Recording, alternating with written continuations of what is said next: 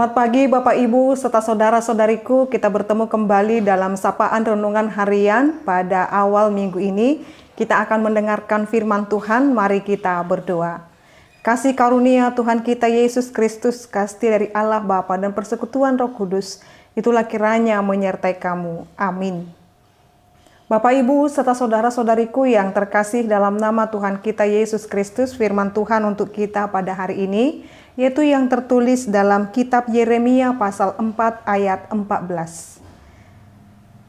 Bersihkanlah hatimu dari kejahatan, hai Yerusalem, supaya engkau diselamatkan. Berapa lama lagi tinggal di dalam hatimu rancangan-rancangan kedurjanaanmu? Sampai di sana pembacaan firman Tuhan.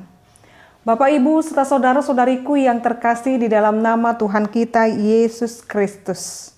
Apa yang boleh kita dengarkan pada hari ini, yaitu firman ini mengajarkan kepada kita seluruhnya bahwasanya hidup yang selalu dibarui dari hari demi hari itu sangat perlu dan penting sekali harus kita laksanakan.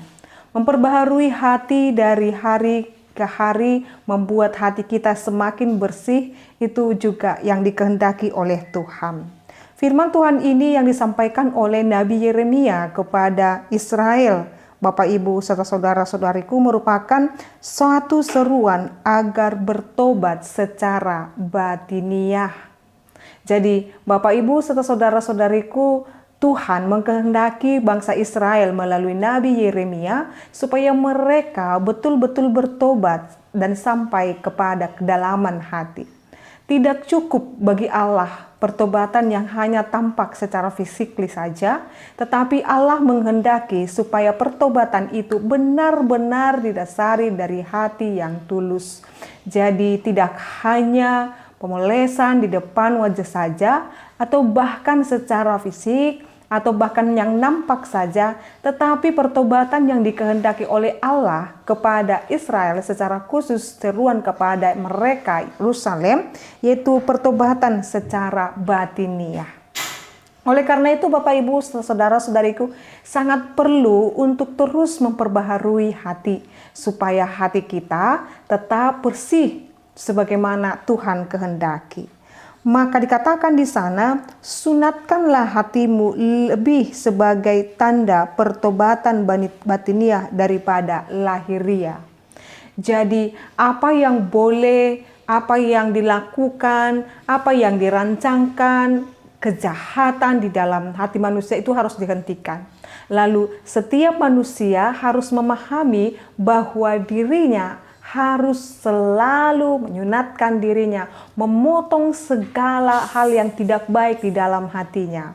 Artinya Bapak Ibu serta saudara-saudariku, jangan pernah ada di antara kita yang merancangkan yang tidak baik kepada sesamanya, kepada keluarganya, atau kepada teman sekantornya, teman segerejanya, teman tetangganya, dan lain sebagainya.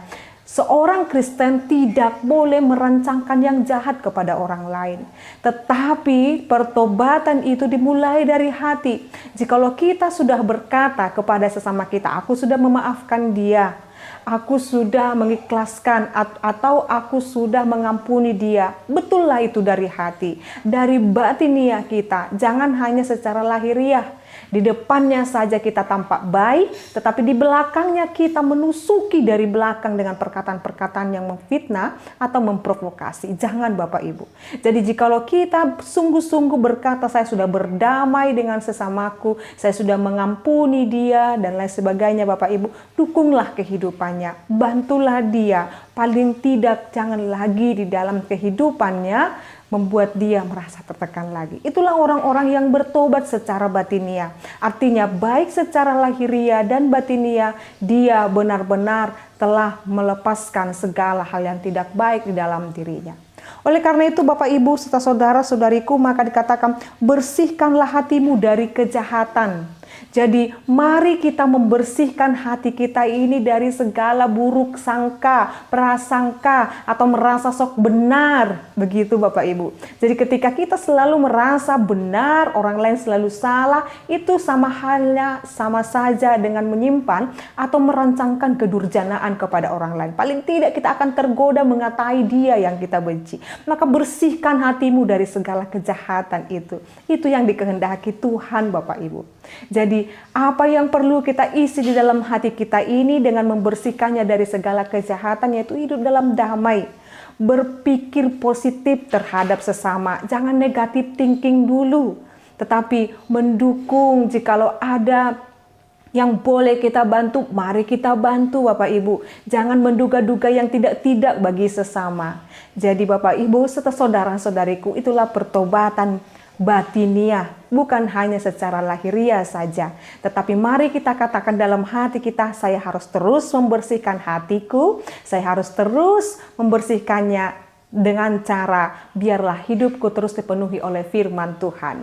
Maka setiap hari kita mendengarkan firman Tuhan, harusnya hati kita terus dibersihkan, terus disucikan, dan membuat kita semakin layak di hadapan Tuhan. Ingatlah Bapak Ibu, serta saudara-saudariku, kasih Yesus itu sungguh dan amat luar biasa dalam hidup kita. Rasakan dan alamilah setiap kasih Tuhan itu. Itulah yang akan membersihkan hati kita dan membuat kita semakin bersemangat menjalani kehidupan ini. Selamat membersihkan hati kita dengan firman Tuhan.